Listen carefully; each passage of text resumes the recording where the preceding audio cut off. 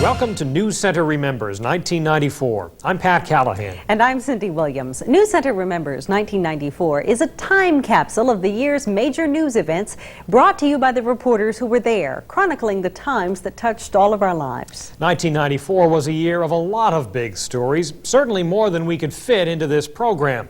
So we asked our reporters to tell us what they felt was the most notable story he or she covered this year. The result, an up-close and personal look at the year's news, sports, and weather with some added special features like a visit to Bob's basement, Rob Caldwell's special report on the 50th anniversary of D-Day in its entirety, and a music video of the year in pictures. As anchors, we have front row seats to the year's biggest events, and for me, the year's top story had to be the news I received in early March. On March 4th, Newscenter broke a story that sent political shockwaves through the state and to the nation's capital. On that Friday at around 1 o'clock, we went on the air with this update. This is a special report from 6 Alive, your 24-hour news center. Good afternoon, everyone. I'm Pat Callahan along with Rob Caldwell. Maine Senator George Mitchell, the Majority Leader of the United States Senate, has just made an extraordinary announcement. He says he is not going to run for re-election this fall. This is mind-boggling, Pat. There's nothing that I can think of in recent Maine political history that is comparable to this. Keep in mind that all along for the last several years, Senator Mitchell has announced that he plans to run for re-election. The election is, of course, coming up in November. He quickly raised $2 million before this calendar year had even begun. He had raised $2 million, an awful lot of money by Maine standards, to fund his re-election campaign. And now, relatively late in the campaign, as politics goes these days, he is announcing that he is not going to run for re-election. Senator Mitchell formally made his announcement in a paid statement on several Maine television stations that evening. I'm proud of what I've accomplished for Maine and for the country. This is the right time for me to consider other challenges and to give someone else the chance to serve. So I will not be a candidate for re-election. 1994 was certain to be a busy political year anyway, if only because Governor McKernan could not run for another term. But Mitchell's announcement broke things wide open. 2nd District Congresswoman Olympia Snowe, a Republican, quickly announced her intention to run for Mitchell's Senate seat. And Mitchell tapped 1st District Representative Tom Andrews, a Democrat, as the man he'd most like to see take his place. With that matchup set, the scramble was on to fill the congressional slots. Any politician with ambition, and that's just about all of them, saw this as the perfect opportunity to grab for the glory. In all, 32 people were seeking the party nominations for governor and the 2 seats in Congress. That didn't even include the independents waiting in the wings. National political columnist David Broder put it best. If politics is your game, the place to be in 1994 is the state of Maine. Instead of the standard roadside signs warning, beware of moose next 10 miles, you find the admonition, beware of candidates next 10 seconds. And on Election Day 1994, voters came out in force. And when the ballots were all counted, there were a few surprises. Rob Caldwell explains. In the governor's race, things were close between Democrat Joe Brennan and independent Angus King. But at the King headquarters on election night, you would have thought it was a runaway. It wasn't a runaway, but for the first time in 20 years, Maine elected an independent governor. I accept the challenge gladly, with an open heart, and with affection for all of you. Thank you. Republican Susan Collins put up a good fight, but stayed in 3rd place. Independent Jonathan Carter conceded the governorship, but claimed victory by getting enough votes to put the Green Party on the ballot in future elections. In the Senate race, Olympia Snowe proved voters don't always want change, as she hammered away at a familiar theme. More than anything else, I can promise you that I will not forget who sent me to the United States Senate. And you can count on the fact that I will fight for you and I will fight for Maine. George Mitchell's hand-picked candidate to succeed him, Democratic Representative Tom Andrews, lost, but said it was all worth it. The race for the 1st District congressional seat turned out to be a dogfight. The numbers for Republican Jim Longley and Democrat Duke Dutremble flip-flopped all night. Neither one wanted to budge. In the end, Jim Longley pulled ahead and won against a well-known Democrat. You know, Government is one piece of a number of social institutions that we use to govern our lives. It's not the only piece. And I think that's the key part of my message that people connected with. Well, Rick, I appreciate that very much. And I look forward to seeing both you and Karen later on. Thank you very much. All right, bye-bye. Another squeaker of a race took place in Maine's 2nd congressional district. John Baldacci captured the seat held by Olympia Snow. He beat Republican Rick Bennett and 2 independent candidates. You know, I appreciate the success of winning, but now the responsibilities of that are upon me. The Maine delegation will enter a Congress that has been drastically changed. For the first time in 40 years, Republicans won control of both the House and the Senate. In recent decades, Maine has sent several extraordinary leaders to Congress, but none has risen to the height of political power reached by Senate Majority Leader George Mitchell. With Mitchell's career coming to a close, I went to Washington to learn more about the Mitchell legacy and how he managed a demanding job in difficult political times. George Mitchell won the Majority Leader's job after the 1988 elections. His predecessor, Robert Byrd, says the Senate is a tough place to be the boss. You can't fire anyone. So Mitchell applied his intellect and powers of persuasion. I thought you guys would be at Woodstock. Mitchell became a top party spokesman, often appearing side by side with his Republican counterpart, Senator Bob Dole. You know, I'm always a little intimidated when you're seated there, but I'm here and Mitchell's there. I always say, let's have separate segments. You have a little more freedom. But again, I think we understand we can make our points. We don't have to snarl at each other or be nasty. He is extremely effective because he's smart and he's tough. NBC Washington Bureau Chief Tim Russert says Mitchell combined a ready smile with a tough but controlled sense of anger. I've seen him use it very effectively in meetings, trying to accommodate, trying to cajole, trying to achieve consensus. But in the end, when we arrive at a position, come on now, let's not go off and be Lone Rangers again. And I think that's a sign of a good leader. Mitchell's job was made tougher by the fact that party discipline has broken down since the days of the legendary leader of this half-century, Lyndon Johnson. Back then, the Majority Leader controlled committee assignments, and senators couldn't get votes on their issues unless they played ball with the leader. So that was extraordinary power. George Mitchell has not had that kind of authority. The basic power has been his own individual considerable ability to persuade and to cajole and to move this process forward. And that's enormously difficult when you have the sort of the prima donnas and the egos that exist in this institution. U.S. senators tend to say a lot of nice, polite things about one another. That's part of being in the club. But among Democrats and Republicans alike, there is respect and affection for George Mitchell, and there seems to be genuine sadness at the fact that he's leaving. In the strangest way, he has been the most effective and powerful majority leader since Lyndon Johnson, but in just the opposite mode. How so? He listens to you instead of talking at you. He's very much respected, and I don't use this word often, but he's kind of loved in this place, and he'll be missed. Gloria Borger of U.S. News says the senators' feelings about Mitchell are genuine because they trust him. It's kind of like losing your favorite babysitter, your nanny, and somebody who really can take the pulse of everybody in that place, figure out what's going to work, and then try and make it all happen.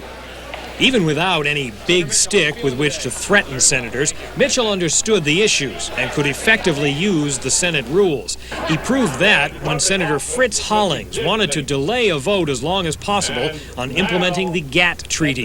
The 45-day delay, invoked at the end of the session, might have killed any chance of a vote this year. And George then, he's clever. He says, well, what I'll do is just have a regular session and let the chaplain give the prayer, and I'll move to adjourn. I get first recognition, and the next day I'll have the chaplain pray, and then I'll move to it. We can do that 45 days in a row. He had me, and I didn't get angry with him. I didn't like it, but then we got together on November the 30th to come back and do it. So I did get my 45 days, but he got his way a vote this year. Mitchell says he follows a few basic rules. The first is tell the truth and preserve your integrity. The second is that reasoned, persuasive argument is the best way to succeed, and always trying to understand genuinely the motives of your opponent. What is your opponent thinking?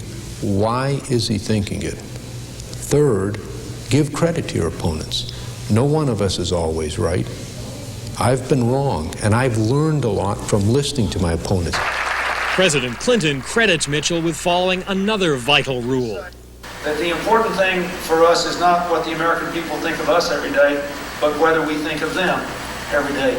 George Mitchell has thought of the people who sent him here every day he has been here for 14 years. I have no doubt. Another one of Maine's most powerful politicians stepped down in January, but not under the same circumstances. Speaker of the House John Martin had been untouchable for nearly 2 decades. But then came the budget crisis 3 years ago, and hints that lawmakers were unhappy with his leadership.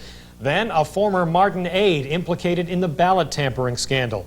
On the day Martin gave up the gavel, Newscenter was there live. Good evening, everyone. I'm Cindy Williams. And I'm Rob Caldwell, in tonight for Pat Callahan, who's in Augusta covering the events that are unfolding right now. House Democrats and Republicans have been meeting all day discussing Martin's proposal that he stay on as Speaker through the end of the session. Then suddenly this afternoon, he announced he is giving up his fight. Let's go now to Newscenter's Pat Callahan at the State House with the very latest. Well, it's really an extraordinary thing that's just happened here at the State House. House Speaker John Martin has decided that after 20 years in his post, he is going to resign effective February 3rd. A successor will be chosen January 25th. He first made the announcement about half an hour ago to a stunned Democratic caucus, which was discussing several possible alternatives for what to do about the Speaker's future. He just now made an address to the full legislature in which he explained why he was taking the action he was, and the House has adopted that order. Speaker John Martin will now become a rank-and-file member of the House, and he says in manner of a parting shot almost that he says that will be a lot more fun. That I am resigning as Speaker effective February 3, and that the election of Speaker will be held on the 25th of January. And Martin was re-elected this year to continue serving in the legislature.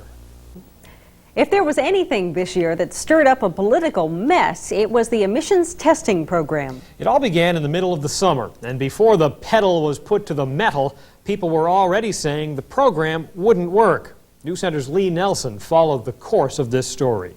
It was put in place to make the air cleaner, but also so Maine could collect millions of dollars in federal money for highways.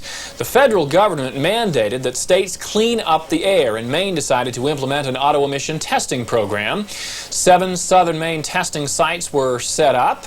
All you had to do was drive in, pay your $24 for a 12-minute test. There was one stipulation: you had to do it before you registered your car. Sounds simple. Not really. On the first day, people were just trying to figure out what lane they should be in. And then 5 years from now, we will find out that there is not 1 cubic volume of air that's been purified in these 7 counties. Not only were people complaining, but some were doing something about it. Roger Campagna from Saco started a petition to stop the program, and people were quick to sign anything that would end the mess. Some of the yelling and screaming actually worked. A legislative committee was set up to start looking at the program to see if it was actually doing what it was supposed to do. Several public hearings across the state brought out a lot of people and comments. This whole thing must be repealed, or it is going to be hell to pay. I cannot imagine an intelligent man like John McKernan ever signing such a bill. Where was your veto pen, John? Then there was the flack over pollution credits. Governor McKernan proposed allowing one northern Maine company to pollute more because the emission program was going to reduce so much pollution in the state. He called it a pollution credit. But Mainers were so angry, Louisiana Pacific Paper Mill in Limerick decided not to expand after all. The program lasted only 2 months. On September 1st, Governor McKernan's office announced the auto emission program would be suspended until March 1st of '95. The agreement was hammered out with the operators of the testing centers. The test was still offered on a voluntary basis and for $10 less than the original price. The program will be back, but in what form? We'll have to wait till March to find out. As one of Maine's largest employers, Bath Iron Works is frequently in the news. This year, two major contract negotiations, one about ships and the other about labor, represented changes in the way the shipyard will do business as it heads into the 21st century. Bill Connor has the stories. It isn't always easy for a ship to change course. It's even harder for a shipyard. On June 9, 1994, BIW President Charles Buzz Fitzgerald got the phone call he'd been waiting for. Senators Mitchell and Cohen were on the line with the news that BIW's ships had come in. We joked a little bit about what we were going to do up here. And we told the senators that we'd be busy dancing in the streets tonight. BIW was competing for destroyer contracts with the Ingalls shipyard in Mississippi. But instead of awarding the entire contract to one shipyard, the Navy changed its entire system and gave the work to both. 6 destroyers will be built altogether. In the first year, BIW will build 2 and Ingalls 1. Then the numbers will switch. Senator George Mitchell fought hard for the change. Because they were trying to figure out a way to resolve the necessity for keeping both yards going and maintaining that capacity. This method of allocation, which it's called, is a sensible result. I think it's good for Bath, it's good for the country, because it does maintain both as viable facilities. The defense contracts will give BIW the time it needs to plan for the future. It is already talking with one Japanese company about building power barges for third world countries. Still, the calm didn't last long, and by mid-August, BIW workers were already talking about a strike over one of the most important contracts in years. The contract was controversial because it was different. There would be more opportunity for employees to advance, but that advancement was tied directly to retraining. I don't agree with everything in it, but I need to keep working myself, so it could be worse. Also unprecedented, the union and management would develop this contract together as allies, not adversaries. It's a totally new trend. Of course, people view labor and management as defense. We're on one side and they're on the other, but this is the 90s, you know, and if we want to maintain work, we got to really help each other out.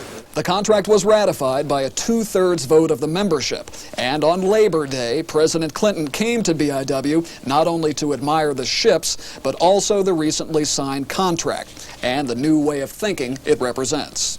Even in the driving rain, the rest of America should know that if you can take a 110-year-old company and redesign the relationships of labor and management in a new partnership and ask the national government to help you to build a commercial future as well as a defense future, then every manufacturing facility in America can do the same, and we can rebuild this economy on the strength of your example.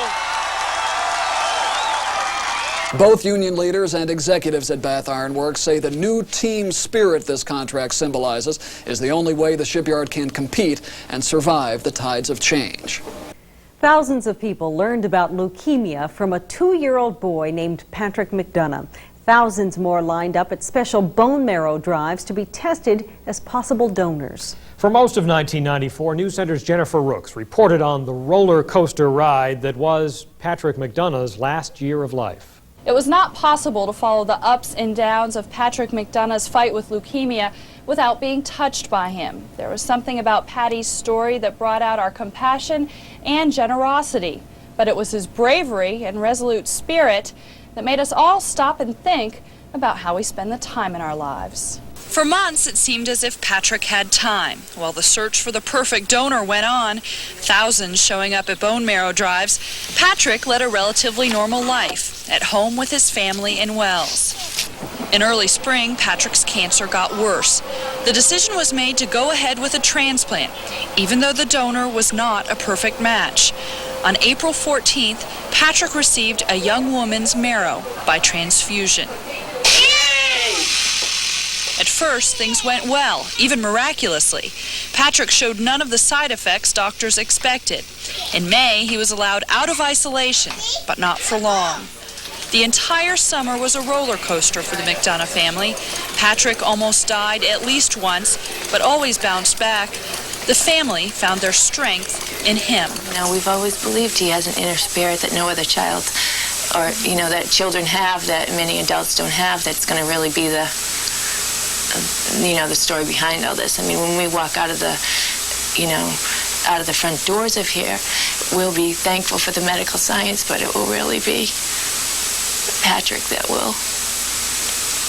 Last month, doctors told the McDonoughs the worst. Patrick's cancer had returned. It was then his parents decided not to try any other extraordinary medical procedure. They just made his final days as happy as possible. On September 14, 1994, Patrick McDonough died of cancer. In a testament to his remarkable life, hundreds showed up for his funeral. Susan Kimball was one. Many of the people crowding into St. Mary's Church never met Patrick McDonough, but that didn't matter. There was something about this little boy that brought out the best in people, their kindness and compassion, their generosity. And today, hundreds came to say thanks.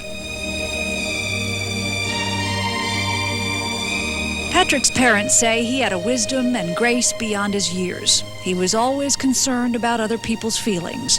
He never complained about his illness until the day he died. Last Wednesday morning when we arrived at the hospital, we asked Patty how he was doing, and he looked at us and said, "I'm sick." That was the first time in 17 months that he had ever made that statement. Ed and I both knew that it was our last day with Patty on Earth. But despite being sick, Patty McDonough was a happy kid, and that's the way his parents and his sister Katie want him to be remembered. There was a particular day in the playroom when Katie had come down, and being 4.5 years old, sometimes kids can be brutally honest and deal with the concrete. And she went up to her brother and she said, "Patty, you're going to die, and you're going to go to heaven and be an angel. And I'm not going to die until I'm much older." And Patty, in his typical way, listened to her, paused and said, "Oh," and then let Katie kind of go off to her business, at the nearby table with some other kids. And then he looked up at us and he went, On behalf of my wife and our daughter, and family, and myself, God bless you. Thank you. Patrick's parents wanted to celebrate his life today, but there is no denying the pain. The consolation, they say, is the legacy of this remarkable little boy. So in celebration of Patrick Phelan McDonough's life, I hope you can all take a moment to think of one thing that Patrick has taught you and tuck it away in your heart for always.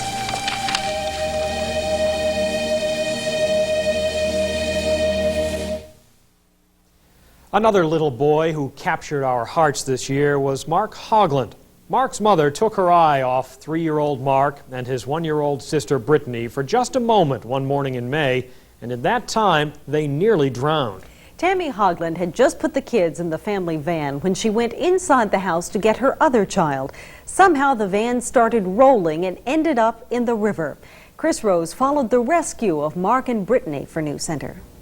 A look away, a rolling van, and an heroic rescue. As Mark's parents described it, in an instant, our lives were changed forever. While Brittany quickly recovered from the near drowning, Mark's progress has been slower to come. For more than 3 months, Maine Medical Center has been home for Mark Hogland. He's experienced ups and downs during his stay here, but now he's steadily improving. His progress in the last 3 weeks has been, to me and a lot of the doctors, absolutely amazing. I mean, he is totally aware now. He does things that some of the doctors thought he would never do. Back in May, Mark was in his family's van when somehow the van rolled down into the Saco River. The boy was underwater for about 6 minutes until a neighbor jumped in and pulled him out. When I ran out, there were 3 people screaming, my kids are in there, her kids are in there. All I knew that there was 2 kids drowning down there. Didn't know what it was, how they got there, what they were doing there. Just that they were down there and they were drowning and I had to get them out somehow. Mark spent weeks after that slipping in and out of consciousness. But now he's alert, smiling and even laughing at times. From Maine Medical Center, Mark was brought here to the jetport where he boarded a plane for the first time in his life. That plane trip begins the next big step in his road to recovery. Up we go. Mark's destination, the DuPont Institute in Delaware, a hospital that specializes in helping children overcome physical disabilities. Does he understand what's happening to him? Yeah, he seemed a little nervous. Then we held him. We got to hold him. So he calmed down. The doctors in Delaware will work with Mark, helping him to eat on his own and possibly walk again. But the boy friends and family call Bubby is not expected to fully recover. I don't believe he'll ever be the same Bubby that we knew before. It's really hard to say. Then again, some people never expected to see him smile or laugh again either. Mark had improved enough by November to return home to Maine. That's where he's continuing his recovery. It became one of the hottest topics in 1994, truckers on the road when they should be somewhere else sleeping. It began in October of 1993 when Richard Hornbarger, a truck driver who had had very little sleep, ran into a car full of teenagers, killing 4 of them.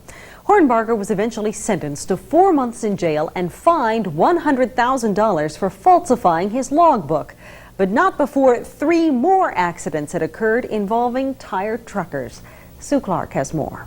4 times in the past year, long-distance truckers who did not get as much rest as they're legally required to caused serious accidents. In October 1993, a tired trucker hits a stalled car in the breakdown lane of the turnpike and kills 4 teenagers. In June 1994, a truck driver falls asleep at the wheel and slams into the back of a minivan, killing an 11-year-old girl. In July 94, a trucker who had slept only 4 hours out of 28 runs into a line of cars, injuring 10 people. The rule is that after 10 hours on the road, a driver has to take a break. But in each of these accidents, the drivers had broken the rule, and the parents of the 4 teenagers who were killed said enough. Why do truckers falsify their logbooks? For one reason only, so that they can drive longer hours than they actually should. They're putting themselves in danger. And worse than putting themselves in danger, they're putting us in danger. We feel as though if something is going to be done, we have to do it. Organizing themselves as PAT, or Parents Against Tired Truckers, the parents push for new laws and stronger penalties to keep tired truckers off Maine roads. They got results. In August, Governor McKernan formed a task force to study the problem, and at the same time released $300,000 to the state police to crack down on drivers who break the law. The governor is committed to me to provide whatever resources I need to finally make a difference. The stepped-up enforcement and increased inspections paid off. Police caught hundreds of violators per day, and Representative Bill Lemke is drafting legislation for tougher laws for truckers. He expects to submit it to the legislature when it returns to Augusta in January. 14 feet of water and ice swept through the northern Maine town of Fort Fairfield one Saturday in April. It wasn't the usual spring runoff of the Aroostook River, it was a flood. And Newscenter Susan Kimball remembers the toll it took on a region that had already paid its dues in the loss of its Air Force Base and potato crops. When the ice jam broke on the Aroostook River last April, there was no stopping it. Within hours, the town of Fort Fairfield was underwater. 2 people died, 100 people lost their homes, and more than 30 businesses were wiped out. This is the picture that tells a story 3 weeks after the flood. Miles of riverbank strewn with muddy chunks of ice. The same ice that rammed into houses, tore the bark off trees, toppled headstones in the local cemetery like so many pieces of cardboard. These days, just walking in the backyard is tough going. But it isn't until you talk to the people of Fort Fairfield that you really understand what happened here. I had to go to work and tell my wife what happened, and that hurt right there. I've never had to give somebody that bad of news before. It's a mess. This is the bad news Darrell Adams had to deliver. The home he and his wife Roxanne had worked so hard for was gone. And it was when the second wave that came down from Prescott, it came over the dam going at 35 miles an hour. And when it hit the ice that was already jammed up here, it had no place to go but out and into the back of my house. Everything. We've lost everything. And my furniture was 4 months old, the refrigerator was 4 months old, the bedroom set was 2 months old. It's all gone. Carl Langley has worked in this shop for 30 years. He and his wife Reva raised 5 children in the house next door. It, too, is demolished. I didn't have any insurance, see, because the insurance was so high I couldn't afford it. Where are you going to go? I don't know. No, really and truly, I don't. House to house, neighbor to neighbor, everything they owned is gone. Clothes, furniture, family pictures, gone. It still smells. It's still damp. This is all Gail Mazerol managed to save, a suitcase full of memories. All of it belongs to her son James, his high school diploma, his yearbook, his letters home. It is all she has left of him. James died in the service 8 years ago. Flood or no flood, there was no way Gail Mazerol was leaving home without this suitcase. And these were my treasures. These are really my treasures. Most of the families who lost their homes are staying here on the old air base in Presque Isle, 20 minutes away. And most of them, like Carl Langley, go back to Fort Fairfield every day. They don't know what else to do. It's as if they cannot quite accept the fact that this is no longer home. I figured this summer I was going to sit out there, whittle behind the house, but I guess I ain't going to now. You know, so I got to turn around, almost start all over again. There's going to come a time where we have to come back here and say goodbye and then never come back. You know? And all we can do now is just try to put as much of a home life together as we can for our son. Besides breaking hearts and homes, the flood caused nearly $6 million in damage. In the end, Governor McKernan declared a state of emergency in Fort Fairfield to help pay for the cleanup. One subject that everyone seemed to have an opinion on this year was health care. The Clinton administration battled for universal coverage, while many Republicans fought against it. In the end, Democrats said the Republicans had stopped any chance of getting a health care reform bill to a vote in 1994.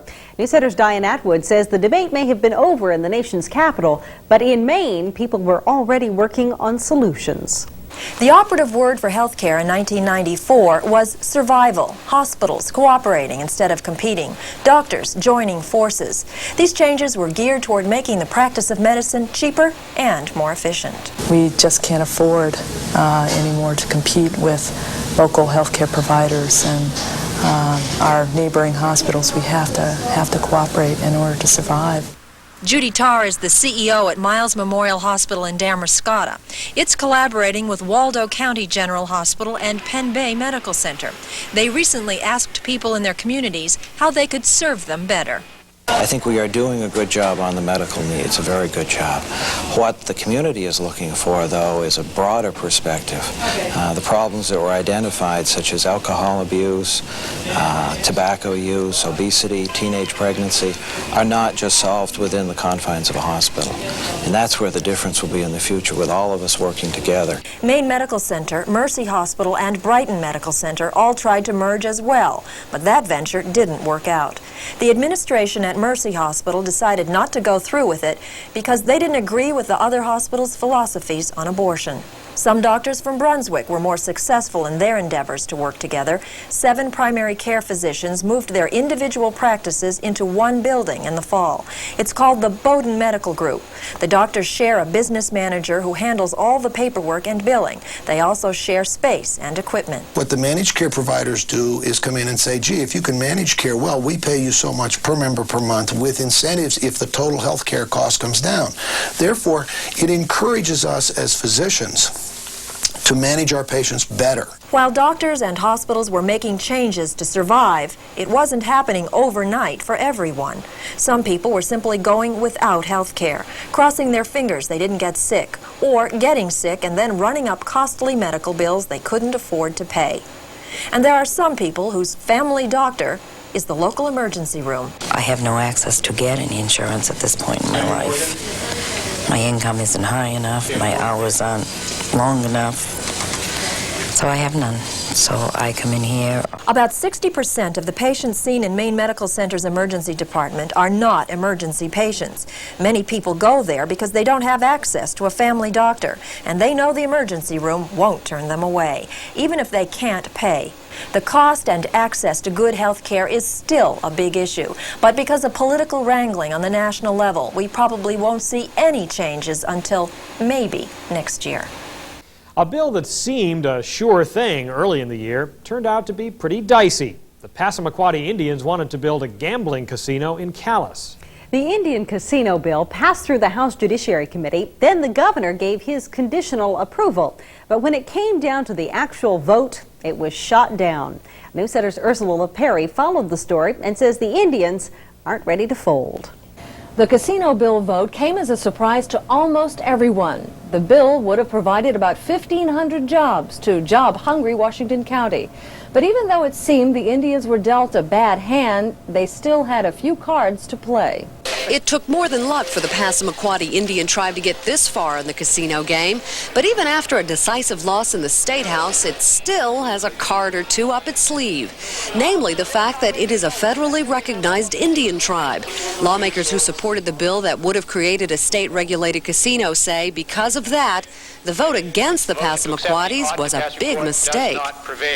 In some ways, I'd encourage them to just go ahead and build a casino and operate it just like the tribes in Michigan did and let the state sue them. The Indians have good reason to want to press their luck. That's because the federal government is behind them in the form of the Indian Gaming Regulatory Act. IGRA allows tribes to operate any casino game already offered in the state. And in the case of the state of Maine, that could mean almost any popular casino game because the state already sanctions fundraising events like Las Vegas Night. For that reason, the Passamaquoddies could take the state to court and have a good case under IGRA. I'm going to be meeting with the tribe, discussing the options, and they'll be making their decisions very soon, I'm sure. Meanwhile, the state says it'll be ready and it will win. They have an argument. There are a number of cases out there. The Indians, frankly, have won most of the cases they've brought under IGRA, the federal law. Maine has some rather unique language in its statute, which I think protects us. We'll have to wait and see. Some hoped this showdown would never happen. The Indians all along said they'd rather work with the government, not against it, and help the economy of Washington County and Calais in the process. The Indians had to wait 180 days from the day of the vote before filing a lawsuit in federal court, suing for the right to open a gambling casino under federal Indian gaming rules. This means that they could still fight to open a casino without state support. That case could be decided next year. The number of Atlantic salmon in Maine rivers is down, and efforts have been underway for almost a year to declare the fish a federally endangered species. Giving the salmon an endangered status would not only eliminate fishing, but would significantly affect the economy of down east Maine. Newscenter's Bill Green has been following the fish for over a year now. The Atlantic salmon story is another example of just how slowly the wheels of government turn. The decision on whether or not to list the Atlantic salmon as an endangered species has taken more than a year. The entire spawning cycle of the fish takes just 3. The group behind the Atlantic salmon petition is headquartered here in Concord, Massachusetts, not far from Walden Woods and the Battle of Lexington Concord. David Carl of Restore the North Woods fired the shot that, if not heard around the world, surely echoed across New England in 1994. We feel that a number of the rivers in New England should be listed as endangered because their numbers are so low. An example is the Down East rivers, where less than 50 fish are returning to a number of these rivers. Other ones may warrant threatened instead of it, but all of the rivers should be listed as either threatened or endangered. Throughout the year, the government conducted a major status review of the Atlantic salmon. It tried to determine what is stifling the population by examining the practices of fishermen, foresters, and perhaps most important, power companies. There are over 10,000 dams in the New England rivers, and we have screwed up these rivers tremendously. The result of that is that we have allowed these species to be so diminished that they're almost extinct. Carl says returning the Atlantic salmon to these waters is not only doable, but the most cost-effective alternative. He spent most of '94 trying to get the federal government to agree. The federal government treated the Atlantic salmon question like the political hot potato that it is, delaying its decision till well after Election Day. And late in the year, Restore the Northwoods went to court to force the federal government to make a decision on this very important wildlife question. Pro sports fans here in Maine will remember 1994 as a great one. Maine's two pro teams more than filled the gap the baseball strike and hockey lockout created. Newscenter's Bruce Glazier and Jim Crocker had front row seats all year. You know, picking the top sports story for 1994 was very easy. Well, it wasn't that easy, Bruce. I mean, after all, we had hockey and football, among other things. We had a lot of other things, but the top story was right here at Hadlock Field. The hottest ticket in town had to be the Portland Sea Dogs. The return of minor league baseball came after nearly a decade of waiting in Portland, and it was well worth the wait. The most awaited Maine debut since Elvis finally happened last April. After 22 long months of waiting, minor league baseball's newest franchise, the Portland Sea Dogs, finally took the field. The Dogs opened with a thrilling 14-inning win in Reading, Pennsylvania, then opened a sold-out Hadlock Field 2 weeks later. While the season wasn't a success on the field, it certainly was at the box office. The Sea Dogs sold out 47 times, including their final 27 games. Demand for tickets was so great that, early in November, the franchise announced plans for a 10% increase in capacity at their Showplace ballpark. Portland fans will long remember the Eastern League home run leading season of Charles Johnson, heir apparent to the Marlins catching job, and the rehab stint of former National League batting champ Gary Sheffield. If there's a 1995 Major League season, we'll see them both in Miami. It was a great year here in Portland, but not so about 100 miles south of here. For the Boston Red Sox, another dismal year, or should I say, half year. It was another good start and dismal finish for the Red Sox. The only real highlight was the hitting of Mo Vaughn, who proved he was a major league hitter. The inevitable happened in September when Red Sox general manager Dan Duquette fired manager Butch Hobson, then replaced him less than a month later with fired Texas Rangers skipper Kevin Kennedy. The blessing in disguise for the Sox was the fact that they didn't have to play the entire 162-game season. The Major League season ended on August 12th as the players walked out and refused to play until a new collective bargaining agreement with no salary cap could be worked out. It didn't happen. For the first time since 1904, there was no World Series. And professional hockey didn't start on time either. The owners locked the players out after a few exhibition games and, again, at issue, a collective bargaining agreement with no salary cap. But professional hockey is alive and well in Portland. The Pirates opened the 94-95 season in record-setting fashion, picking up right where they left off in 1994. That's right, Bruce. You know, the Cumberland County Civic Center, Maine's largest hockey rink, was rocking all season long. Since the 1977 hockey season, Portland had been one of the American Hockey League's top cities, until the Maine Mariners went south. But after a year without pro hockey, Portland's fans were justly rewarded. The Portland Pirates, Washington's AHL affiliate, took the town by storm. Promising family entertainment and top-notch hockey, the Pirates delivered on both fronts. Attendance soared, as did souvenir sales, and the team's on-ice fortunes. With first-team All-Star Byron Dafoe and playoff MVP Olaf Kolzig in nets, the Pirates finished with a rush as runners-up in the league's Northern Division, and then made history. Portland cruised through the playoffs, riding Kolzig's hot glove, the speed of Michel Picard, and the crushing checks of Kevin Kaminsky. After eliminating Albany and Adirondack, the Pirates took on Moncton for the Calder Cup. And on Memorial Day weekend, with nearly 7,500 packed into the Cumberland County Civic Center, they won the Calder Cup.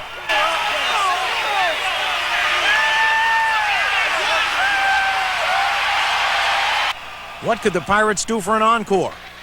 Try setting a new pro hockey record. The Pirates came out for this season flying.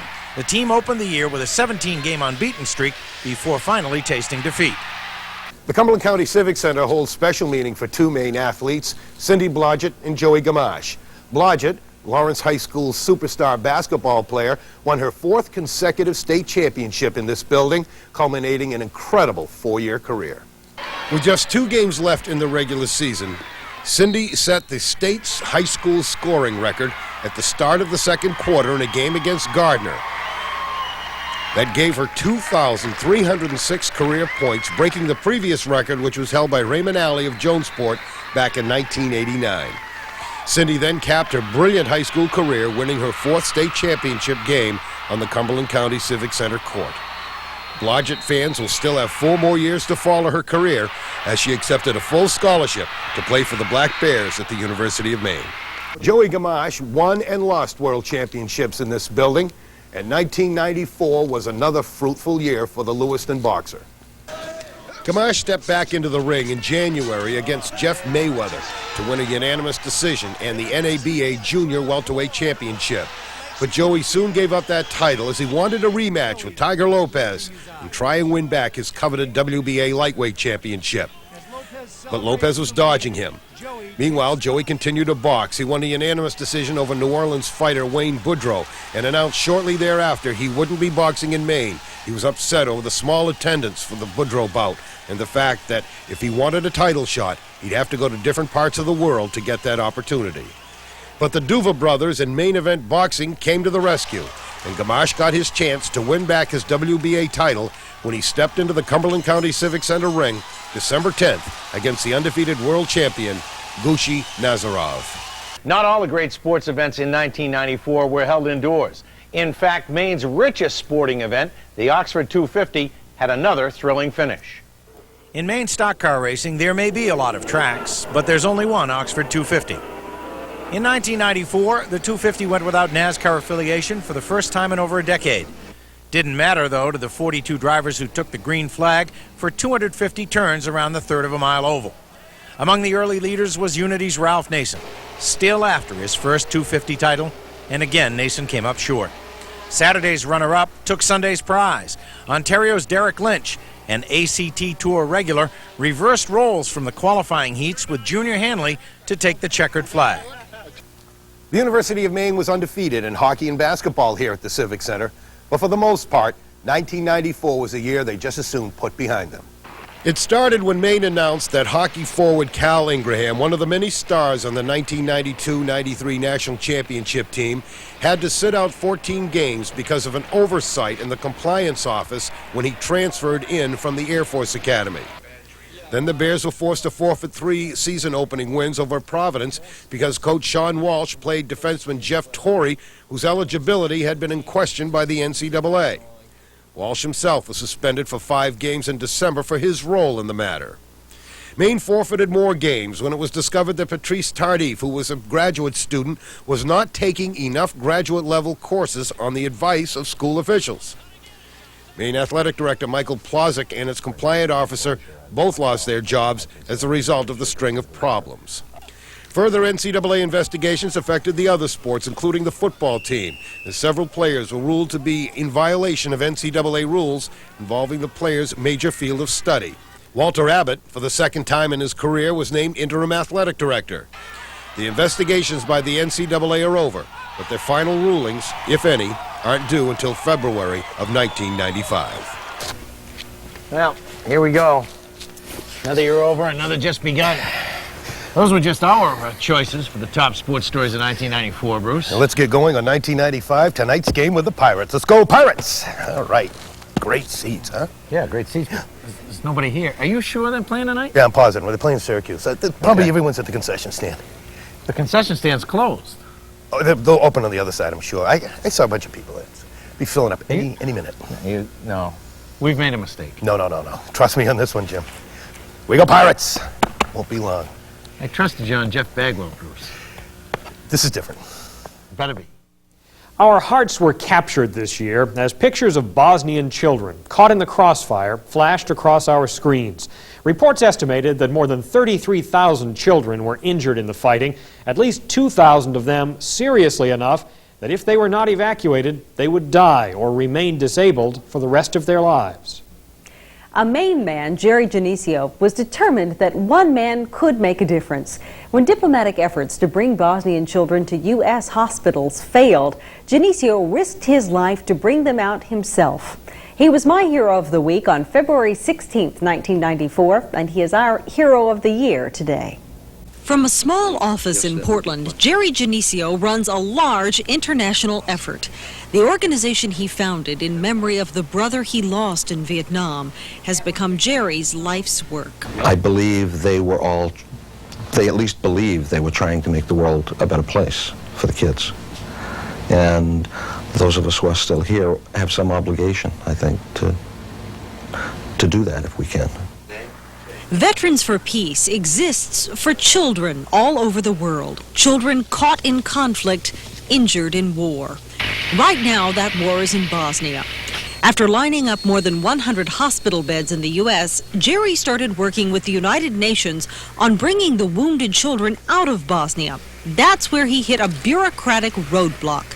In a year, Veterans for Peace has managed to get only 11 children out, and only one of them through official channels. Trying to evacuate them is frustrating. Trying to figure out why they're not being evacuated is even more frustrating. We're just trying to get them out any way we can. That includes going in and getting them himself.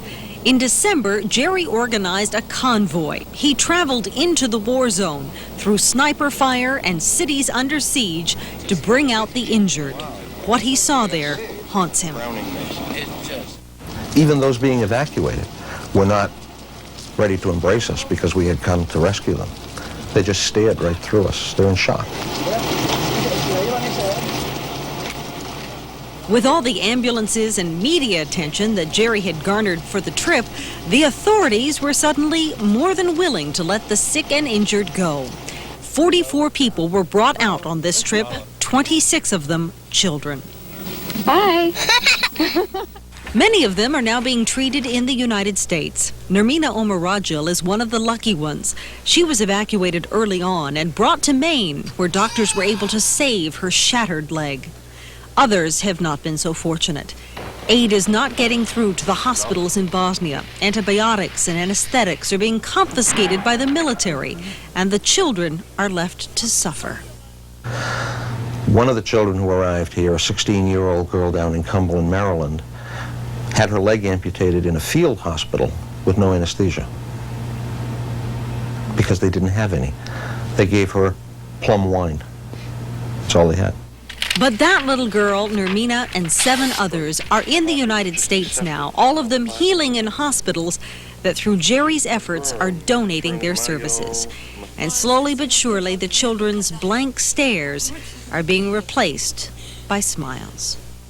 As the saying goes, if you don't like the weather in Maine, then wait a minute. That's what makes the weather such an important part of our newscasts. People rely on the reports of Joe Cupo, Kevin Mannix, and our Newscenter weather team to plan their days and their weekends. Predicting the weather isn't always easy, but there are a couple of things you can be sure of. Summers are too short and winters too long. And if there's one person who remembers the winter of '94 as long, it's Kevin Mannix, who got up many cold mornings at 3 a.m. to report the weather for Storm Center. Those mornings, like just the thought of them makes me shiver. Like the storm of January 17th and 18th, which started out as heavy wet snow, turned to freezing rain, and then back to snow again, breaking tree limbs and downing power lines. Well, the power's been out since 10. It was scary when I came home and it still wasn't on. 2 days later, the skies had cleared and temperatures rose from 44 degrees below zero in Bolster's Mills to a balmy 11 degrees. It took some people hours to get their car started, and while cold weather is nothing new to Mainers, even the locals were saying this was the coldest they'd ever seen.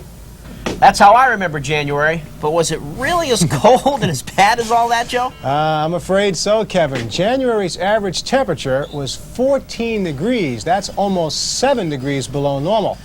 And the snowfall total, a whopping 39.3 inches. That is way above normal.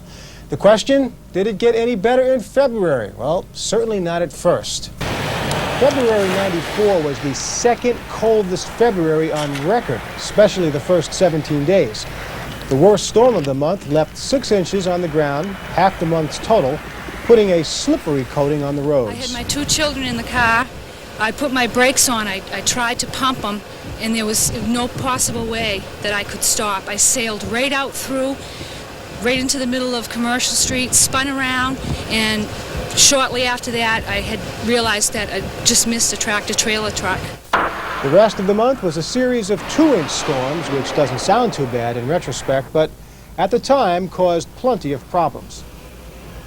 Which brings us to March. How do you remember March, Kevin? As one too many months of winter, Joe, that's for sure. But actually, overall, March was warm and wet, with the worst storm hitting early in the month. The snow fell so fast on the morning of March 3rd that driving conditions deteriorated quickly. 7 inches of snow turned to sleet and freezing rain, causing many cancellations and reducing the speed limit on the turnpike to 45 miles an hour. But hey, enough about winter, Joe. Let's talk a little bit about summer. Yes, let's talk about the warm weather. Summer may be too short for all of us, but for some people, this year summer was too hot. While temperatures at the Jetport never topped 90 degrees in June, inland they did. And by June 15th, ozone pollution had reached unhealthy levels. By the end of the month, we had the warmest June on record in 54 years. And July followed suit with the warmest temperatures on record in 54 years once again. Throughout the month, people talked about the heat and humidity using words like oppressive and uncomfortable. Seems like we're never happy, right? Never happy. January too cold, July too hot, September too wet. What's in store for 95? Probably more of the same. More of the same. One day this spring, the sun disappeared. Not for long, but it was an event astronomers and Newscenter's Lee Nelson had been waiting for a very long time. If you're still in the dark, we're talking about the solar eclipse. On May 10th, Mainers were in a perfect position to see it. Here we go. You can see on your screen now very close. It is 1:41, so a minute away, really, from the beginning of the moment of totality. There it is. Oh, that's lovely. Just lovely. And that is, again, the annulus, the ring of fire. That is the annulus that we're seeing now, and it's almost complete.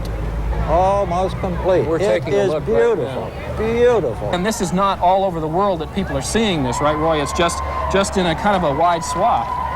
There you hear everybody cheering behind us. And if you missed this year's annular eclipse, don't despair. You can just catch the next one in the year 2012. Maine is a state full of natural treasures, from its coastline to its mountains. But this year, Newscenter's Cheryl Doyle found that there is gold hidden in them there hills. Both native Mainers and tourists are familiar with the wonderful gems and minerals the Western Mountains have to offer. So photographer Harry Harris and I decided to roll up our sleeves, dig in, and we came up with this jewel of a story. Gold. The pursuit of it has left some very rich and others very broke. The California gold rush is ingrained in American history, but so too is the gold rush of East Madrid, Maine, back in 1854. Well, maybe. It started here when miners from the West came home with nothing but broken dreams. But that didn't stop this tenacious breed who saw some similarities between those rivers and the ones in Maine.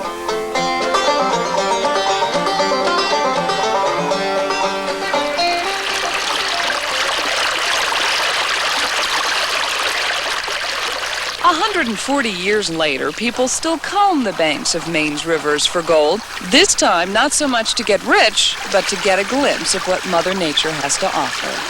We have never really found a lot of gold in Maine. Author C.J. Stevens and his wife have been panning for 35 years. Gold is here, as a matter of fact, in the last 2 years. I think it was a year before last, a person found an ounce and a third nugget on the east branch of the Swift River.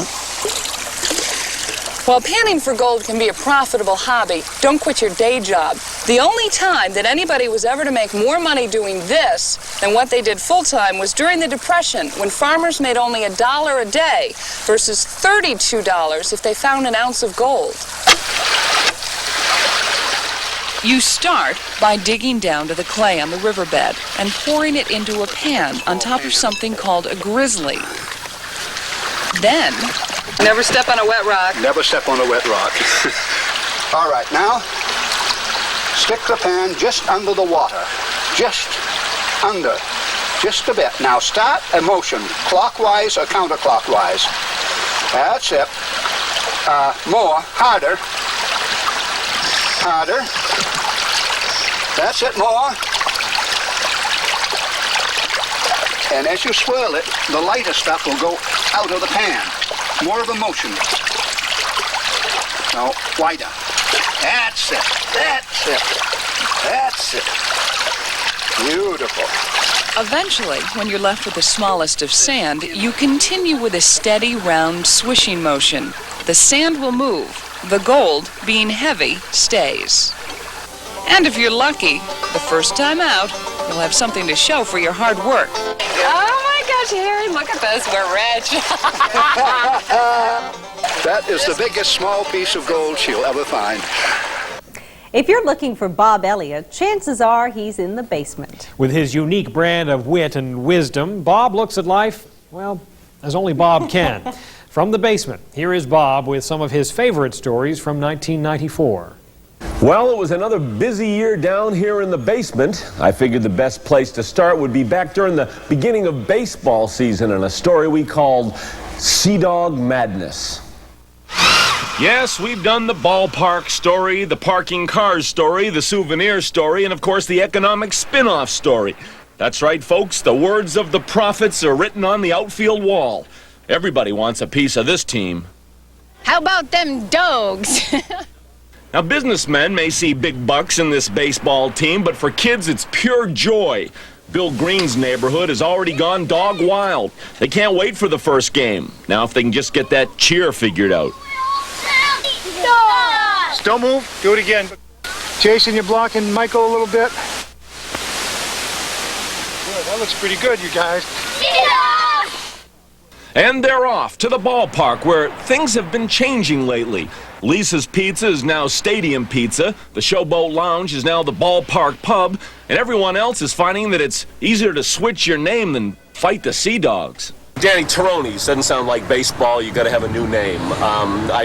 They're going fast. I've got home run, triple play, strike three, third base, pop up, squeeze play. Anything else? Squeeze play. I'll try squeeze play. Squeeze play would look good up that there. would, yeah, 2 lines. Squeeze play. Could you make a sandwich out of that? Yeah, we can squeeze more in it. We can get more in the sandwich. I've got third base, grand slam, solo shot, force play, the triple play. I'll take that one, Bob. The triple play? Right. Yeah, it looks good. Grand slam, ground rule double. That's it, ground rule double. Nobody wants ground rule. Why would you want ground rule double? Well, you don't have to slide. You don't get your pants dirty that way. Someday they'll probably rename this whole area Dog Heaven and put up a plaque or something. When they do, I'm sure it'll get plenty of coverage. We love this story. So anyway, the Sea Dogs home opener is on Monday, and everyone in town is either sold out or sold their souls for baseball, including me. I feel so cheap. All right, steam it right in here. Hey, that's a base hit. Hey, if they could see me now, out on the sunset. There was also a lot of excitement this year about the reopening of the State Theater, particularly the time Bob Dylan came on his way to Woodstock. Sing like a stone for the times they are a-changing. Yes, the times may be changing, but Bob Dylan just won't go away. This poet rocker not only keeps his old fans, he's getting new ones all the time. He explains everything about life. And your parents hooked you on Dylan. When Dylan leaves the State Theater, he'll be going directly to Woodstock. That sort of makes this Portland gig the unofficial opening of Woodstock 25. Pretty exciting for the owner here. She was at the real thing. I headed out to Woodstock not even knowing exactly where I was going. It was a friend of mine with a big pink convertible Cadillac said, come on, there's a big party in upstate New York. I've got tickets, let's go. They had 500,000 people at Woodstock. 1,600 will get to see this Dylan show. Right now, they're scrambling to put in the new balcony seats, but even with that, there just ain't gonna be room enough for everybody. I've had everybody that I know and that I don't know call me asking for tickets to this show, and there's nothing I can do about it. The line started yesterday, grew overnight, and by this morning stretched all the way down to Joe's Smoke Shop. We're talking teenage, middle age, even a few old-timers. What's your favorite song that he sings? Yeah? You have a favorite song? Yeah, well, I'm a musician. What all along the Watchtower? You like that at all? Oh, yeah, sure. The original Woodstock was held in August of 1969. Since then, we've had Watergate, Vietnam, 6 presidents, and, of course, Bob Dylan. My, how things have changed. Or have they? Your sons and your daughters are beyond your command. Your old roads are rapidly fading. Please get out of the new one and begin to lend your hand to the times they are changing. the line it is drawn, the curse it is cast. A slow one now will later be fast. As it's racing now will later be fast. The order is rapidly changing. The first one now will later be last. For the times they are a-changing.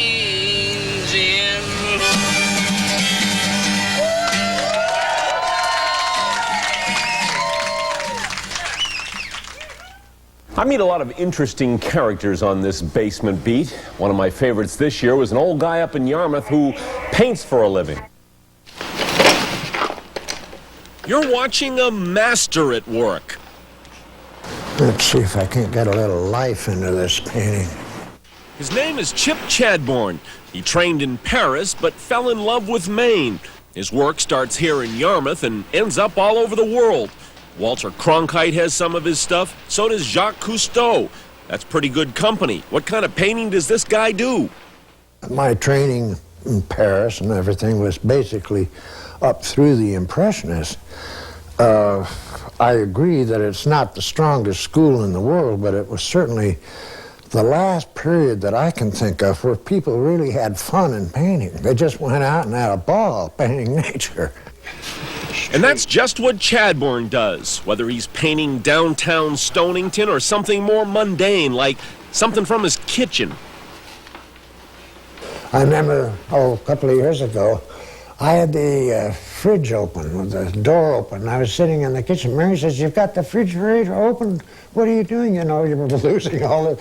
I was sketching, and I thought, well, you know, I started looking at it. Maybe I could do a painting inside the fridge. Stuff like that, you know. I'm not a pop artist, but there was a certain thing going on in the fridge that I thought was kind of fun. Push yourself and paint with a fresh eye. His advice for young artists is simple. Pack your bags.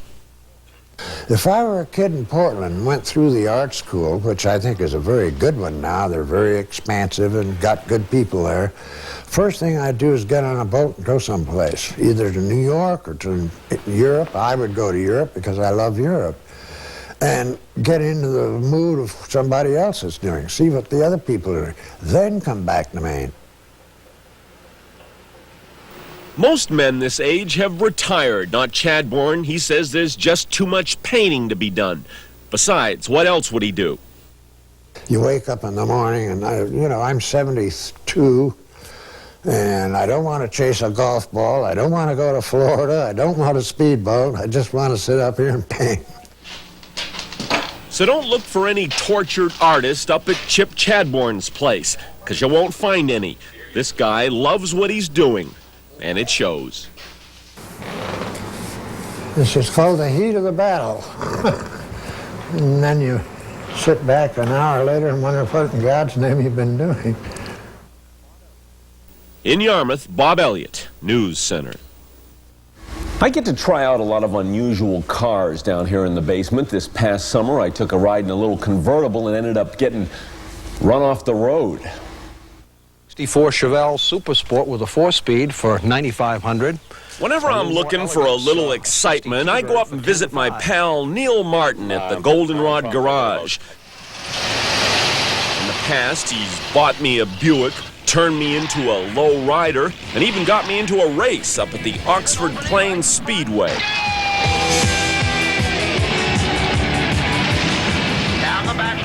But this week, Neil said he had something real special for me, something perfect for the dog days of summer. How could I resist? Bright red in color. But I already have a convertible. This has got a few other features that you might find intriguing. Let's go for a ride. All right, let's do it. What year is this anyway, do you know? About 62. 62? Where were you in 62?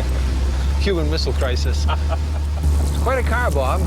I've already got a convertible, though. That's the thing. I know, but you got to be patient. This thing has other redeeming qualities that aren't apparent yet. Where are we going here, anyway? Well, it's sort of a beach car, I realize, but this is a little ridiculous, isn't it? Well, let's embark on an adventure here. Where the hell are we going? Here we go. Turns out the thing's called an aqua car. James Bond used to have one, but not this one. This one belongs to a reclusive lumber baron. a moody sort of guy who's apparently willing to sell the car, but only if it ends up in a good home. Hey, that's me. I gotta have this. I gotta have this. This car is actually pretty simple. All you need is an airtight body, a couple of propellers, and a bilge pump. I'm surprised Ford and Chevy haven't come out with one of these yet. It sure draws a crowd, and that comes in handy when you get stuck in the sand. Oh, thank you, thank you, thank you.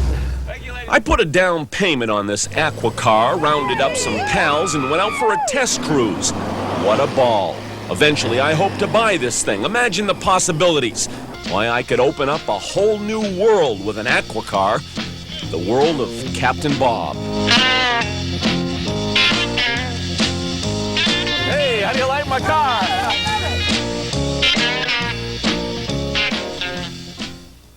And finally, I got a new house this year. I had hoped it would make my wife happy. After all, it is bigger, better, and the pool table doesn't have to be in the living room anymore. Unfortunately, I'm still in the doghouse, and it's all because of the shrubs. It took about 100 trips, but I finally got all the stuff moved into our new house. What a job. After the last box, I figured I could relax a while, maybe shoot some pool. Unfortunately, my wife had some other ideas. Honey, what about the pruning? Here's the problem. You see, at the old house, we had trees. Now we have shrubs, and shrubs have to be pruned. Problem is, I don't know how to prune. I finally decided to visit the local hardware store, maybe get a few pointers and pick up something electric. Do I need any sort of a license or an operating permit for this, or that you'll sell one of these? Oh no, we issue licenses on the way out the register there. They'll issue you a license to operate this, Bob. That looks pretty it's pretty serious business. Serious business indeed, because if you butcher your shrubs in Cape Elizabeth, you could end up in front of the planning board, maybe even get thrown out of town. I got off to kind of a shaky start, even killed a couple of plants. But after a few hours, I actually started to get pretty good at this pruning. I hate to admit it, but yes, pruning was fun. And what started out as a grueling yard chore turned into, well, art. I got so inspired that after I finished my yard, I decided to work over the neighborhood. Hey, you! Come on, get on the floor. Let's rock some more. Excuse me, ma'am, do you need any pruning done? Well, how much is it going to cost? No charge, ma'am, public service. After that, I started cleaning up around the headlight. From there, I moved on to the roadside, and finally, after everything else had been pruned, I moved into the woods. Somebody stop me!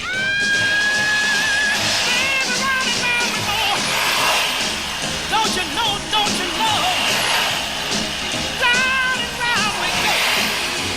Where we stop, nobody knows. Yeah.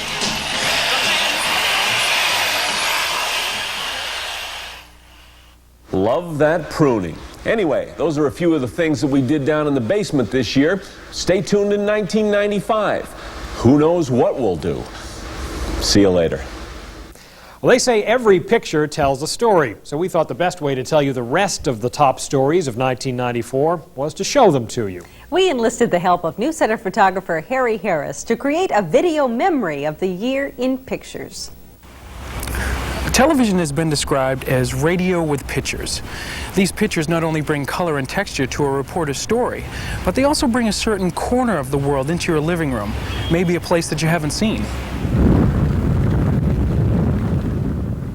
And sometimes these pictures may be difficult to watch, but it's the good ones that are impossible to forget.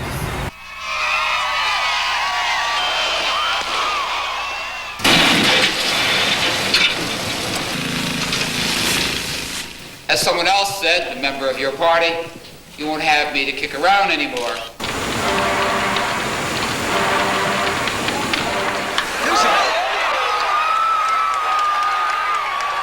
When we can rebuild this economy on the strength of your example.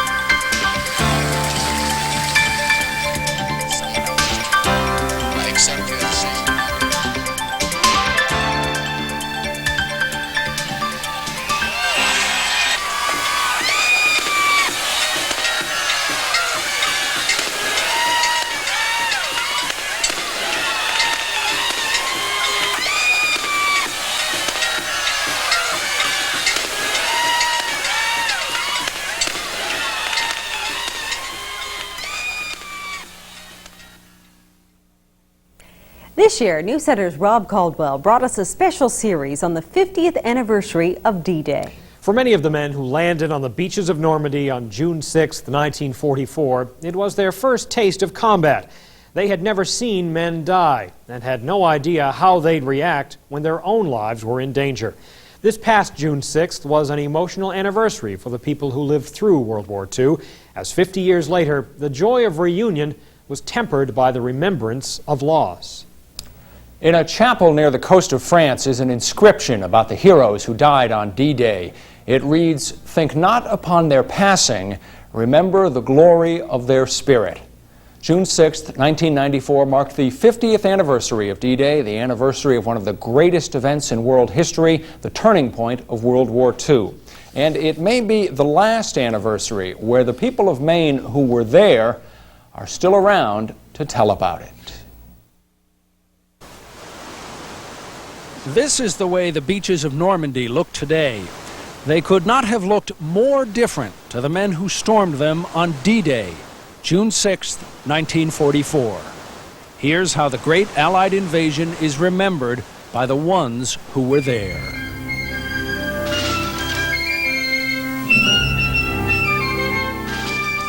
It wasn't any secret what was going to happen. Throughout the spring of 1944, the Allied forces had been preparing for the invasion of France. The south of England had become home to thousands of ships and planes, tens of thousands of troops. They would strike the first blow in liberating Europe from Nazi Germany. On June 3rd, the first Navy ships carrying troops started to leave the British ports. Jim Dyer of Corinna was a gunner's mate on a small landing craft. He was 19 years old. He remembers. Any German plane flying over knew what was coming. I mean, you could see this. When you see 5,000 boats lined up, you know that something's going on. The weather was wretched. Gusty winds, lashing rains, mountainous seas. So dangerous, the invasion was threatened.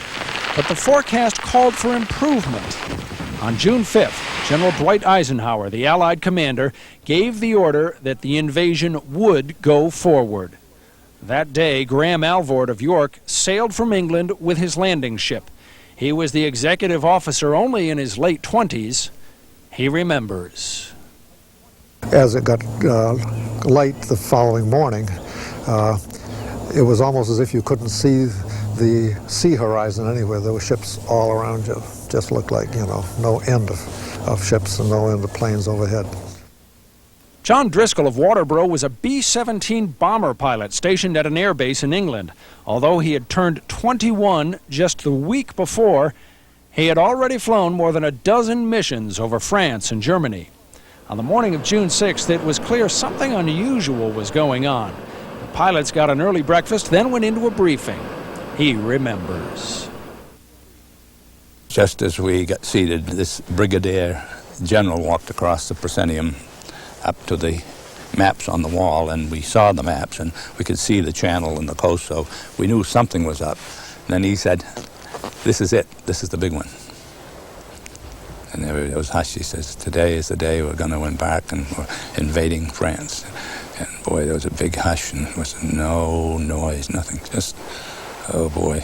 We're in a wind situation. Jim Dyer ate breakfast at 4 a.m. as his boat headed toward Omaha Beach. We had steak and potatoes and scrambled eggs and Spam, and lots of Spam. Everyone knew the mission, but no one knew what would happen in the next few hours. Who would live and who would die. They told you we were expendable, so you didn't know what to expect.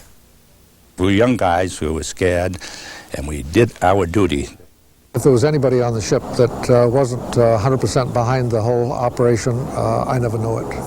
Our skipper was a very, very gifted man in many ways. He'd been on the convoy run to Murmansk. He'd been ditched in the water twice. He's a man that had nightmares regularly, you know. He'd been through a hell of a lot. This is just what you did, so you went ahead and did it.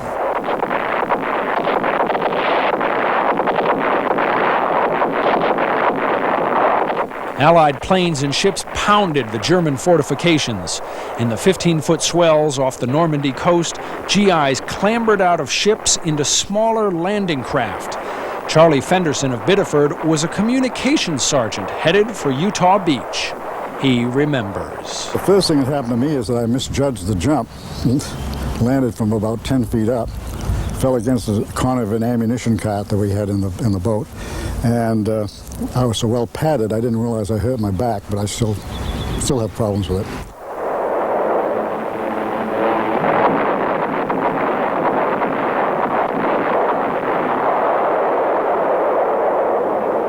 The D-Day bombing mission was easy, a milk run, the flyers called it. The target, German installations along the French coast. We dropped our bombs. I don't think we were effective or anything, but it did help in this way. I'm sure Eisenhower had given the command that every bit of ordnance that we had was going to be concentrated to help that invasion. And I'm sure the noise of all that bombing inland and all the sound of the planes going ahead helped the guys' morale on the beaches, you know. Before the landing boats could go ashore, someone had to jump overboard to see how deep the water was. Jim Dyer volunteered. I just got chastised for being carted out because I wouldn't follow orders, but I said, if I'm going, that's the way I'm going, or I'm not going. And so there was no argument then. Dyer was supposed to jump into the water off Omaha Beach with only a knife, a bathing suit, a life jacket, and a rope connecting him to the boat. He told the captain he wasn't taking all that stuff. All I had on was swimming trunks and a knife, and I left. First man from your boat into the water. Yeah. And of course, there was five boats that hit the beach all at the same time, you realize, and a matter of 300 yards long, and I was the only one that survived of the 5 guys. There was 5 guys that did this. I was the only one that survived. At Utah Beach, Charlie Fenderson was listening to the skipper of a landing craft who was having trouble getting his boat in. Fenderson was loaded down with more than 100 pounds of gear, a rifle, grenades, and ammo, along with a telephone and more than a half-mile of wire wrapped around him. And he said, okay, fellas, over the side, I can't get in. So they all went over the side except me. I'm on the seaside, and I said, I'm not going to be a fool. I'm not going to get shot at from the shore side. I'll go over the seaside, which I did. I was hanging onto the gunwale just as the 7th wave, you know, 7th wave is the big one, came along and lifted the boat way up in the air, and I lost my grip, and I fell right underneath the boat, came up on the other side. I didn't even lose so much as my helmet. When we were getting over to the shore, our crewmen did not want to get onto the shore. For us, safety is the ship. The Army men that were on our shore, all they could wait for us to get off onto that good old shore. They don't want to be on some doggone ship that might sink.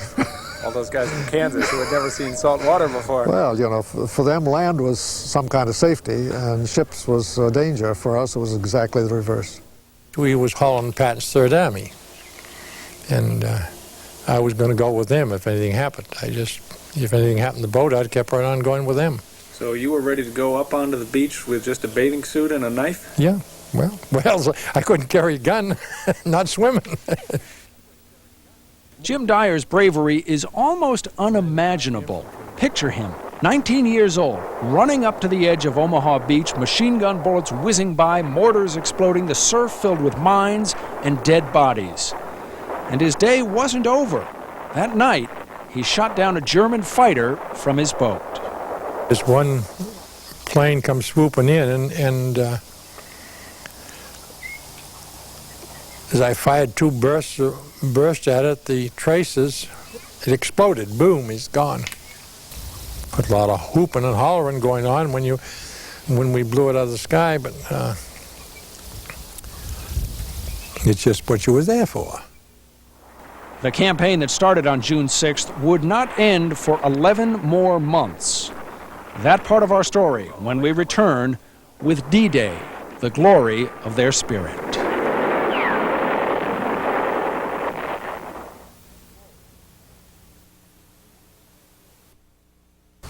By the end of the day on June 6th, the Allies had their beachhead. More than 150,000 troops had breached Hitler's Atlantic Wall and were on French soil. 2,000 Americans had died in that one day. Now the job was to liberate Europe and destroy the German army.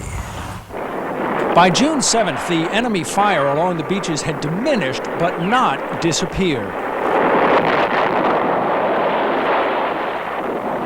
As we looked up at this, you still saw this wreckage all over the place. Saw a lot of human bodies up and down the beach. General Eisenhower made the announcement the world had been waiting for.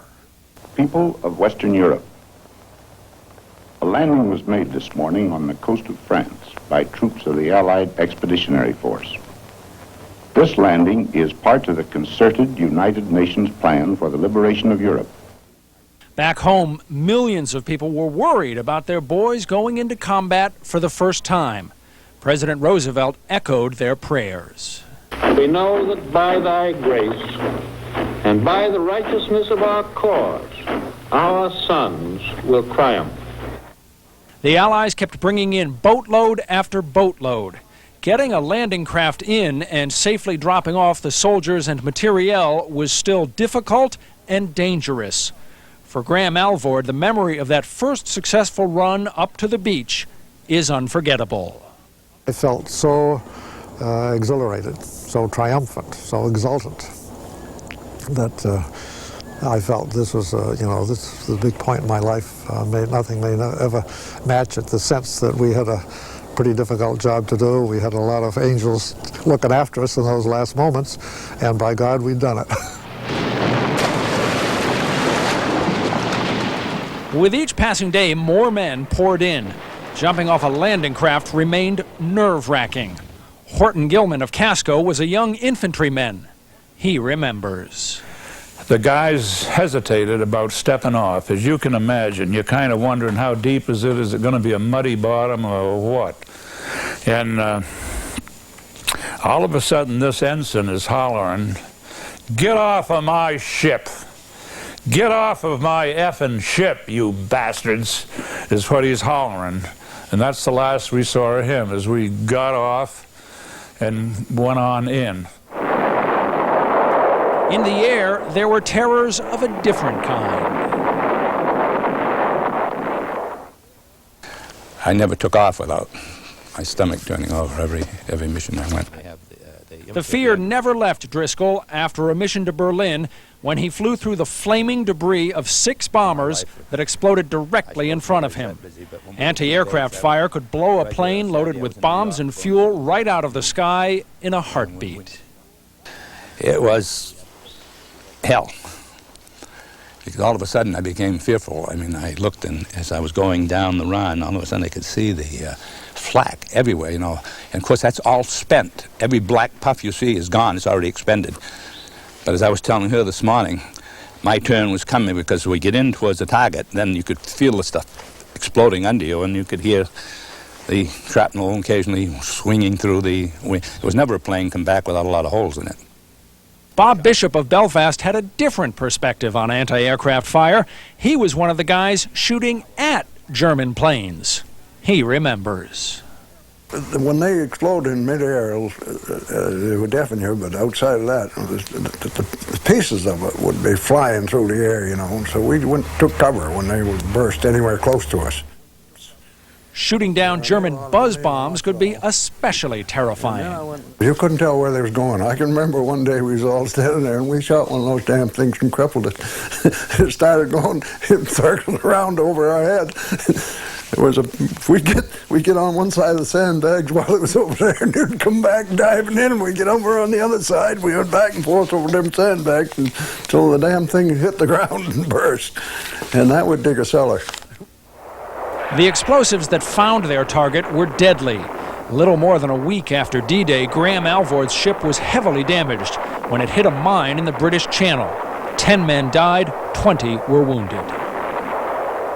The whole ship went boom, boom, boom, boom, you know, big noise, and I was almost thrown to the floor, not quite, you know, and got my feet. And I can't describe much which happened thereafter because it was all so pell-mell.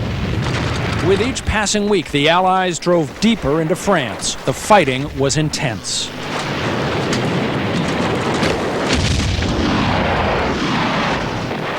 John Staples of Yarmouth commanded 30 men who drove armored jeeps doing reconnaissance for tanks. He remembers. When the shells start falling around you, you learn what the meaning of the word fear really is. There's no way I can describe. I think anybody can. You're in combat. You're subject to being shot at. All that stuff. And the big men are running it, and you're taking care of just a little section. Just a little section. I was more nervous at night than I was during the day when it was firing. At night, you didn't know who was out there. You know? You didn't know who was coming in. And we had fireworks every night.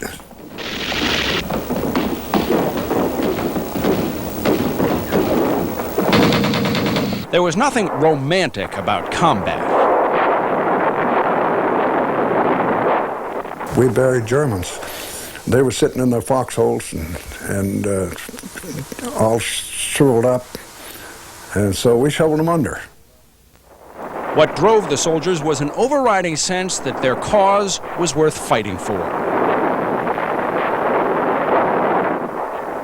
Most of them figured the sooner the job was done, the sooner they could go home.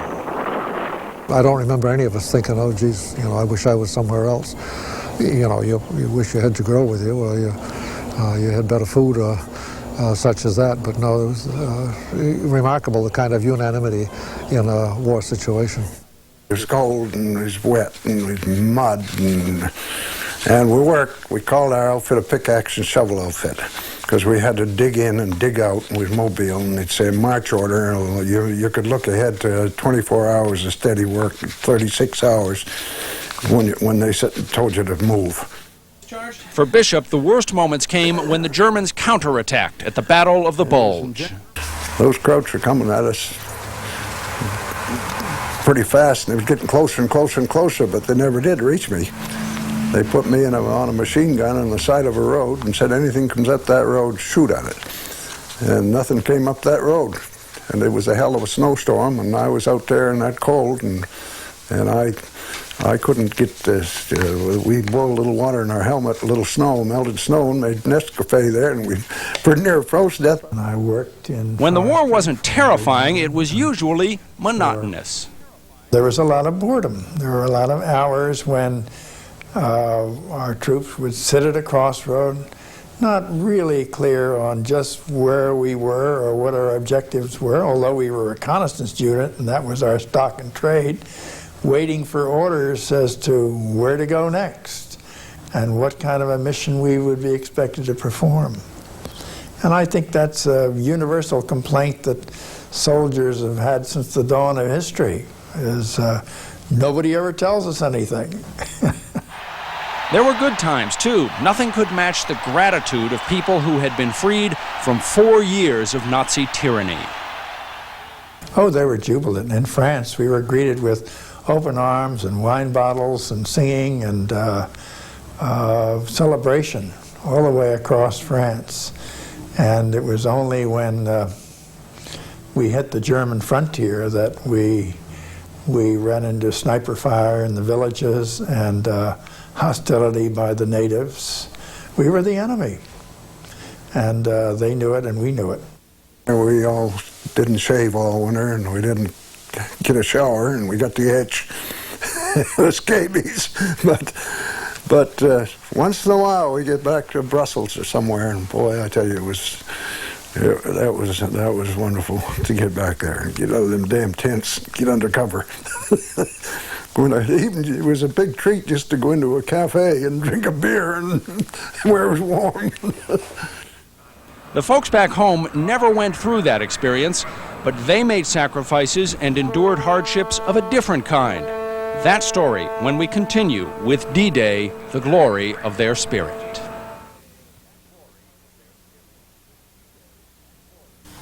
Here on the home front, the war had a different face. No bullets flew, no bombs exploded. But even for civilians, the goal was the same: victory. Long before America got into the war, President Roosevelt had called on the U.S. to become the arsenal of democracy. Maine's most important contributions to the arsenal came from two places: a shipyard in South Portland that built Liberty ships, that's where this footage was shot, and from Bath Iron Works, shown in these photos. Helen Green of Bath worked at BIW during the war. She remembers. Everybody was really patriotic, you know, buying war bonds and trying to do their good job, you know, and help with the boys away and everything. It was quite a time. Green left high school in 1942 and went to work at BIW helping to survey ships. The yard needed women because so many men were away in the service. I think I took home around $19, $20 and through there. Pretty good. A whole week, and we worked 7 days a week. Women could only work 6 hours on Sunday because of the laws and so forth back then, but we worked every day of the week. The hard work paid off. Both yards built ships at an amazing rate. We all were very proud of what we were doing, and we were launching destroyers every 2 weeks.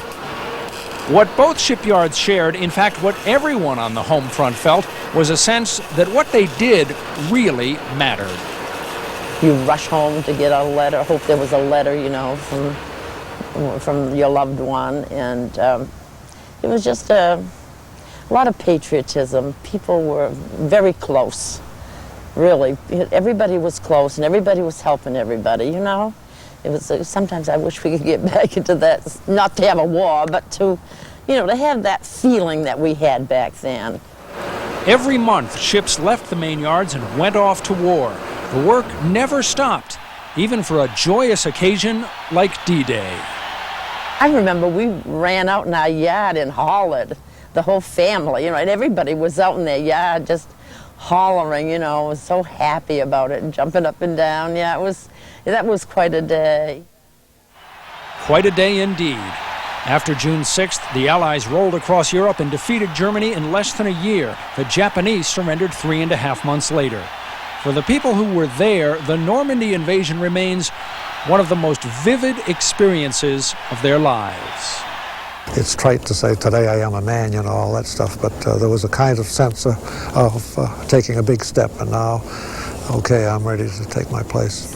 And that happened because I had been involved in something big that was successful. It's the experience I wouldn't want to miss, but I wouldn't want to throw it again. The real heroes of the war were the troops that moved up the beach under fire. The infantry divisions and the ranger battalions and the combat engineers that had to go ashore and take those positions behind the beach. They were the real heroes, and they were very, very brave men. It was the greatest experience of my life. I have no regrets. I am permanently lame, and I've thought of it 100 times. I'm glad I had an opportunity to serve America. What will outlast the men who fought here is the hallowed ground where so many died. The inscription in a nearby chapel may offer the best epitaph for the ones who never came home.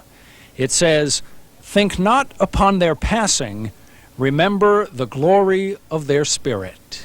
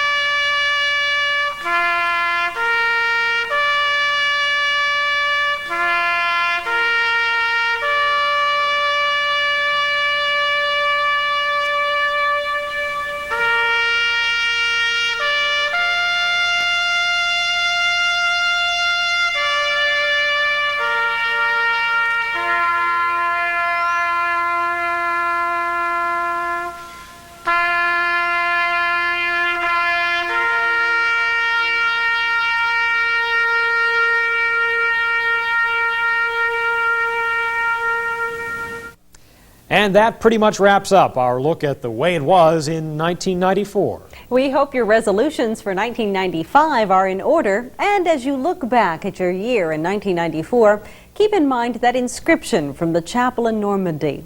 Think not of its passing, but remember its glory.